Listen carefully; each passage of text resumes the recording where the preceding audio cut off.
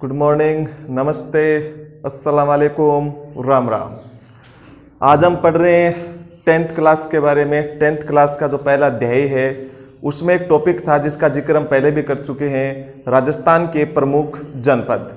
आज का हमारा टॉपिक है राजस्थान के प्रमुख जनपद। तो देखिए, जनपद क्या था।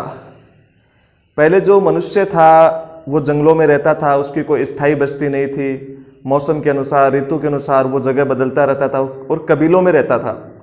उसके बाद उसने स्थायी रूप से एक जगह टिक कर रहना शुरू कर दिया और जिस बस्ती में वो रहता था उस छोटी बस्ती को जन के नाम से जाना जाता था। और धीरे धीरे ये बस्तियां हैं ये बड़ी होने लगी और उसके बाद उस राज्य का नाम या उस क्षेत्र का नाम है वो जनपद पड़ गया। अब हमारे राजस्थान की बात करते हैं कि राजस्थान में भी क्या कोई जनपद था प्राचीन समय में। तो राजस्थान में 4 प्रमुख जनपद थे जिनका जिक्र आज हम करेंगे। ये प्रश्न जो है वो इम्पोर्टेंट प्रश्न है, इस बार पूछा जा सकता है। प्रश्न ये है कि राजस्थान के प्रमुख जनपदों का वर्णन कीजिए। तो देखिए, हम बात करें राजस्थान के प्रमुख जनपद। इसमें जो पहला पॉइंट है वो है जांगल। राजस्थान का जो पहला जनपद है वो है जांगल। तो ये जांगल कहाँ था? जांगल ये जो क्षेत्र है, आज का बीकानेर, कुछ हिस्सा नागौर का, कुछ हिस्सा जोधपुर का, इस क्षेत्र को जांगल के नाम से जाना जाता था। विशेष तौर पर जो बीकानेर है, बीकानेर का जो क्षेत्र है वो जांगल के नाम से जाना जाता था। तो इस क्षेत्र को हम कहेंगे जांगल, यानी अधिकतर बीकानेर। इसकी जो राजधानी थी वो थी अहिछत्रपुर। अहिछत्रपुर, इस अहिछत्रपुर को आज वर्तमान में नागौर के नाम से जाना जाता है। अहिछत्रपुर को वर्तमान में नागौर के नाम से जाना जाता है। यहां इस जांगल के जो शासक थे, जांगल के जो शासक थे वो स्वयं को जांगलधर बादशाह कहते थे। स्वयं को जांगलधर बादशाह कहते थे। तो ये हो गया पहला पॉइंट, जांगल। क्या पढ़ेंगे इसके वर्णन में? क्या लिखेंगे कि वर्तमान बीकानेर,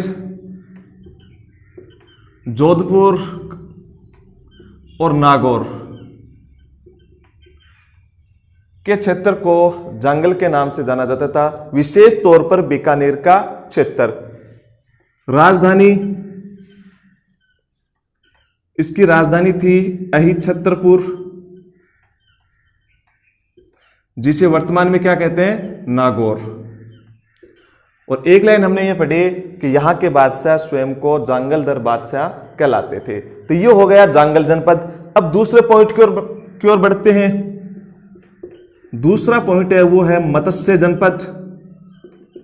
तो देखिए, मत्स्य जनपद कहां था? आज का जयपुर, कुछ हिस्सा अलवर का, यानी पश्चिमी जो अलवर है उसका कुछ हिस्सा, और कुछ हिस्सा भरतपुर का, यानी अधिकतर आज का जो जयपुर क्षेत्र है ये प्राचीन समय में मत्स्य के नाम से जाना जाता था। तो यहां ये जनपद हो गया मत्स्य। इसकी राजधानी थी विराटनगर। ये जो मत्स्य जनपद है इसकी राजधानी थी विराटनगर, और इस विराटनगर को वर्तमान में बेराट के नाम से जाना जाता है। विराटनगर को वर्तमान में बेराट के नाम से जाना जाता है। तो देखिए, दूसरे जनपद के बारे में क्या लिखेंगे कि वर्तमान जयपुर के आसपास के क्षेत्र को मत्स्य जनपद के नाम से जाना जाता था। इसकी राजधानी विराटनगर थी, जिसे वर्तमान में बेराट के नाम से जाना जाता है। तो ये हो गया मत्स्य जनपद। अब बात करते हैं सूरसेन की। सूरसेन जनपद, सूरसेन जनपद है वो अलवर, भरतपुर, करौली, धौलपुर, अलवर, भरतपुर, करौली, धौलपुर के कुछ क्षेत्र, और कुछ हिस्सा यहां उत्तर प्रदेश का, यानी पश्चिमी यूपी और पूर्वी राजस्थान जो है, इस क्षेत्र को जिसे आज ब्रज क्षेत्र के नाम से जानते हैं। तो ये जो ब्रज क्षेत्र है इसे प्राचीन समय में सूरसेन जनपद के नाम से जाना जाता है, जिसमें अलवर, भरतपुर, करौली, धौलपुर यानी A, B, C, D और साथ में पश्चिमी यूपी का कुछ क्षेत्र, तो ये क्षेत्र सूरसेन के नाम से जाना जाता था। और इसकी जो राजधानी है, सूरसेन जो है इसकी राजधानी थी मेथोरा, और जिसे वर्तमान में मथुरा कहा जाता है। सूरसेन जनपद की राजधानी मेथोरा थी, जिसे वर्तमान में मथुरा कहा जाता है। भगवान श्री कृष्ण जो है वो इसी ब्रिज क्षेत्र के थे, इसी सूरसेन जनपद के थे। तो श्री कृष्ण का संबंध जो है वो कौन से जनपद से है? भगवान श्री कृष्ण का संबंध है वो सूरसेन जनपद से है। तो सूरसेन जनपद के बारे में क्या लिखेंगे कि वर्तमान अलवर, भरतपुर, करौली, धौलपुर और पश्चिमी यूपी यानी ब्रिज क्षेत्र, इसे सूरसेन के नाम से जाना जाता था। इसकी राजधानी मेथोरा थी, जिसे वर्तमान में मथुरा के नाम से जाना जाता है। और एक लाइन और ऐड कर देंगे इसके अंदर हम कि भगवान श्री कृष्ण का संबंध इसी जनपद से है, यानी सूरसेन जनपद से है। अब बात करते हैं लास्ट जनपद, और वो है सीवी जनपद की। ये जो हमारा मेवाड़ क्षेत्र है,